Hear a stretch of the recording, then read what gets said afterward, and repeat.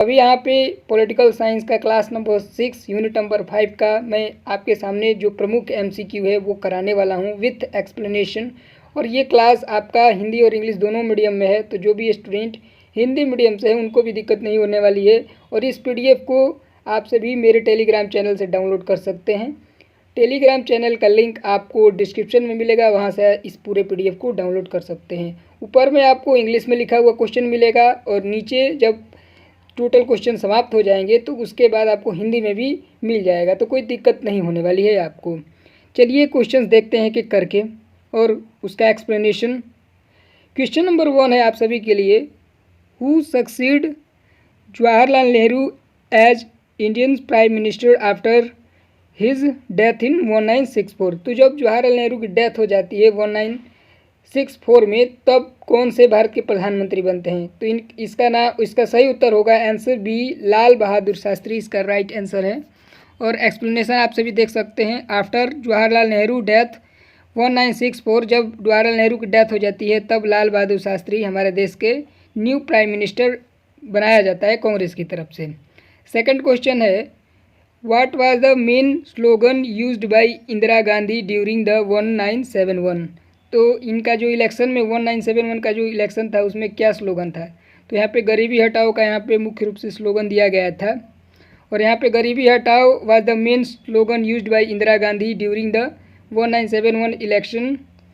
जो मेन यहाँ पे यही नारा दिया गया था गरीबी हटाओ को उस समय, क्योंकि भारत में काफ़ी भूखमरी की समस्या आ गई थी उड़ीसा में बाढ़ की वजह से। तो ये जो इनका प्रमुख नारा था वही था कि गरीबी हटाओ, और इस पर काफ़ी इन्होंने काम भी किया था।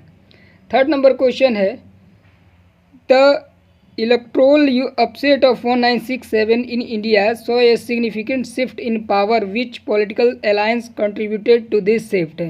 तो इसका राइट आंसर है ऑप्शन सी, नॉन कांग्रेस की सरकार बनती है, यहाँ पे गैर कांग्रेस की सरकार बनती है।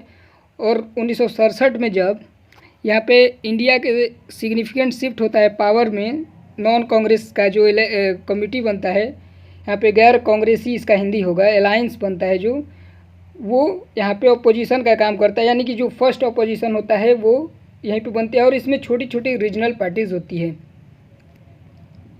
क्वेश्चन नंबर 4 है, what lead the split in the Indian national Congress in 1969। तो इसका राइट आंसर है option C, leadership struggle between Indira Gandhi and the syndicate explanation. The split of Indian national Congress in 1969 was primarily due to the leadership struggle. तो ये क्या हुआ था, leadership के बीच में स्ट्रगल हो गया था और इसी के कारण ये समस्या हुई थी।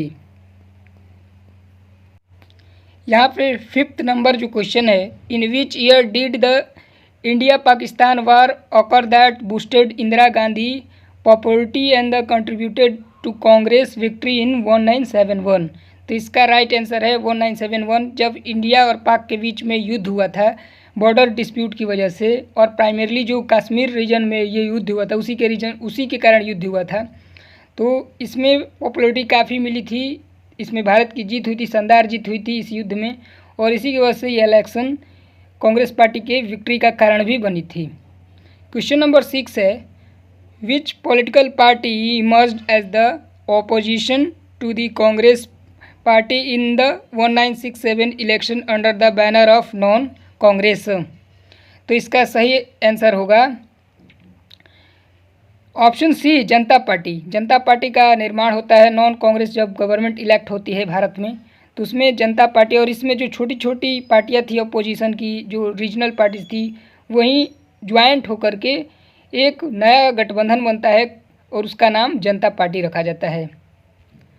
ओके, 7 नंबर जो क्वेश्चन है, द स्लोगन गरीबी हटाओ was primarily associated with which prime minister of India.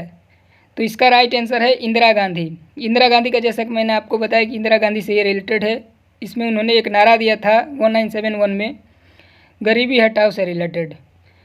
The slogan गरीबी हटाओ was primarily associated with prime minister Indira Gandhi representing the his commitment to poverty eradication. तो यहाँ पे पॉवर्टी को इरिडिकेट यानी ख़त्म करने के लिए ये नारा दिया गया था इंदिरा गांधी की तरफ से। नेक्स्ट क्वेश्चन है question number 8, who was the leader of the syndicate that opposed Indira Gandhi with in the Congress party during the 1960। तो इसका राइट आंसर है Murari ji Desai. Murari ji Desai was the prominent leader of the syndicate that opposed Indira Gandhi with in the Congress party during the 1960, यानी कि 1960 की यह बात है।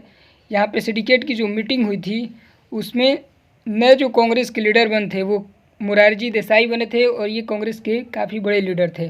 इससे रिलेटेड काफ़ी क्वेश्चंस आपसे एग्जाम में आ सकते हैं और ये क्वेश्चन जो है BVI मान सकते हैं आप सभी।